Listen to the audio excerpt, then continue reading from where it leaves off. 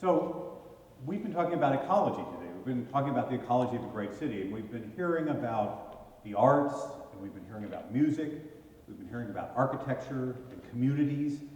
What we've been hearing about is vibrancy. We've been hearing about the many, which is what our community, what a great community really is. My argument today is that we are at a tipping point where instead of seeing the community through one or a few sets of eyes, the traditional media role, we're now seeing it and participating in it, all of us together, in a very multivariate way. So, you think about ecology, which is really the study of living organisms in a habitat, and that can be everything from an anthill to a civilization, right?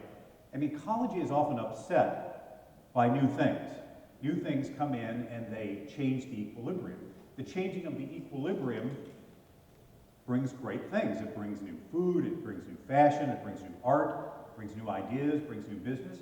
It also brings its discontents. And we've seen that, we've all seen that. We've seen reaction to ideas. We've seen it most vividly in Boston in the past week. But our city is really our world, and our world is the way in which our city and our world together are the way in which we have to conceive of this. So, as we're thinking about our city, we have to begin thinking about it in a kind of a more generous way, and I think we've heard that. We heard Peter Wiederspan talk about diversity and connection. And we heard Deborah talk about making sure that the loudest voices aren't the only ones that are heard. So my point today about a million eyes, which is really just an easy way of saying as many people as possible, we're all participants now. As a journalist, I've always thought about how we look at a city or look at a story. And I can tell you this one thing about journalists. As I think about this story that I once heard. See, journalists, they may not really know everything that they're talking about, but they can say it with a lot of assurance. And that's a problem too when we're all journalists together. So I was thinking about this story that I once heard about a trip to the Amazon on an airplane, and how these two seatmates were talking, and one of them said to the other, the Amazon down there, that's an interesting river. It's 1,000,003 years old. And his seatmate said, well, that's a fantastic fact.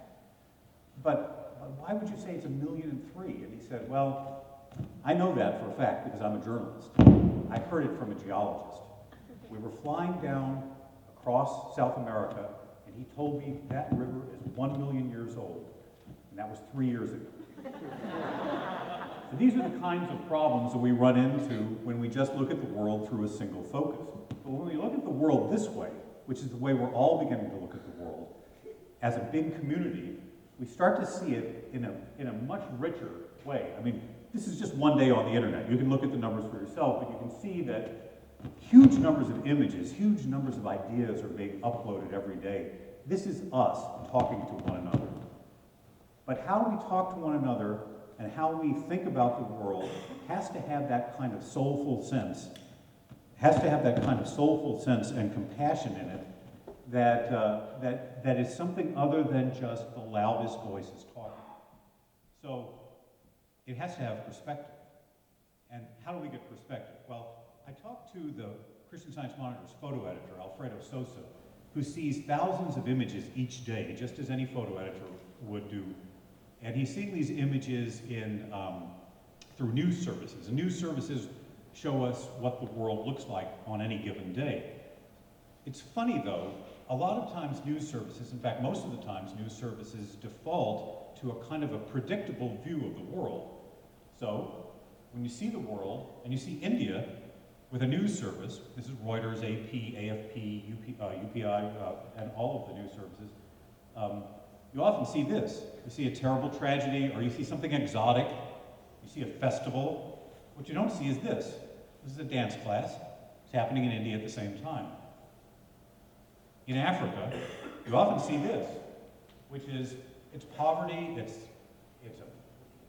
Africa seen through the eyes of a narrow-focused media. But Africa's also this. It's people talking, working. This is in Johannesburg. People doing business deals and in cafes. Brazil, you know, the favelas. You often see this. But it's this. It's high-tech entrepreneurs, too. The photos that we showed you from the news services came to us. The other photos were commissioned by us because we feel as though we have to compensate for what we're not seeing.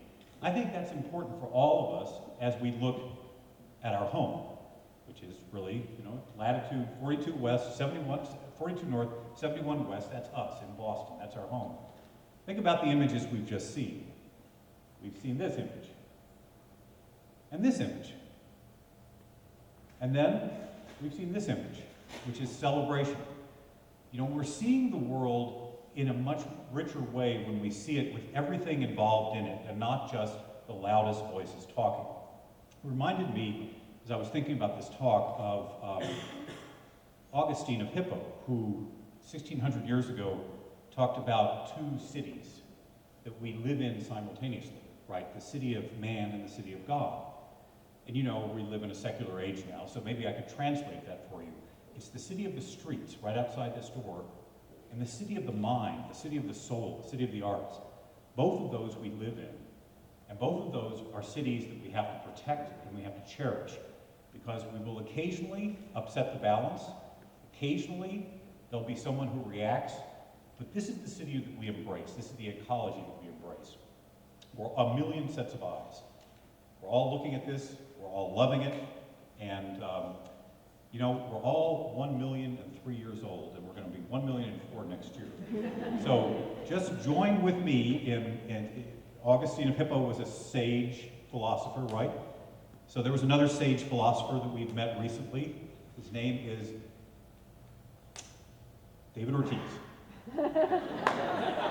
He said, we live in this, I got to paraphrase, we live in this city, and I would just add, we live in this world. Thank you for a wonderful TED experience.